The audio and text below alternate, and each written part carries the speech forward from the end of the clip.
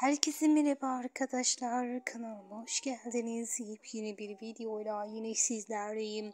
Sizler için Sıla Türkoğlu'ndan aşk dolu kareleri getirdim. Sevgilisiyle Bodrum'da tatil yapan Sıla Türkoğlu Atı Yıldız'ın kareleri magazin gündemine bomba gibi düştü. Aşıkların romantik ve samimi görüntüleri hayran ve sevenlerini çok sevindirdi. Evet arkadaşlar, Sıla Türkoğlu'nun mutlu olması hayranlarını bir aile mutlu etti.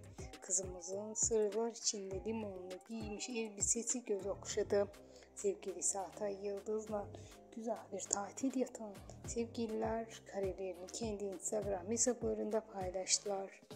Güzel ve mutluluklar dileyerek yeni karelerin devamlı gelmesini diliyor.